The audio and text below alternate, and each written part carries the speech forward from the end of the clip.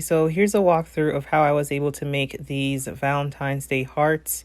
One thing that you can definitely be sure about is that you can use these for any type of decoration. So I made sure to trace out my design. I followed it with an X-Acto knife and cut it out. I then made strips for the sides.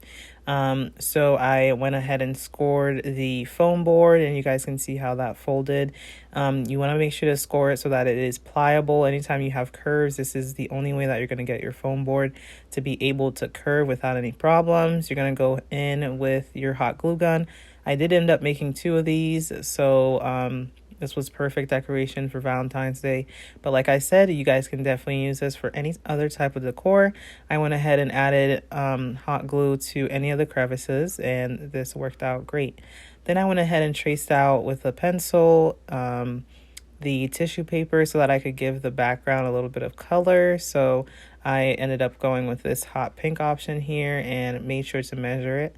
Then I'm going to trace out my design. Like I said, I was making 2 of these, so I made sure to cut out a second one for the other heart. Next, you guys are going to see me adding some flowers. Everything is linked in my bio, so you guys can have access to all the materials that I used to make this. But yes, like I said, I ended up having 2 of these. I took some floral foam and cut it up into little pieces. I didn't know what to use to cut this, so I just used this little shovel that came with a planting kit.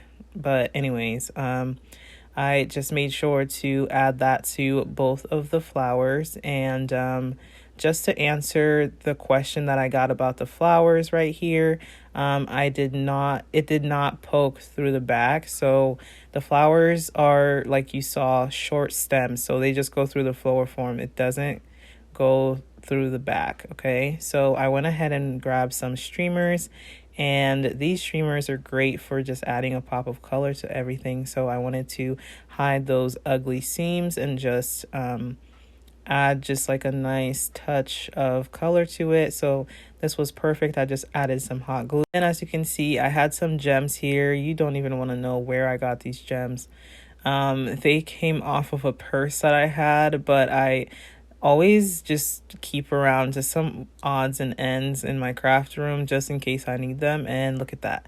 These little guys came in handy. This came out really nicely. So yes, again, to answer that question, they do not go through the back. I love how this piece came out. It's absolutely beautiful. So I hope that you guys will try and tag me if you do.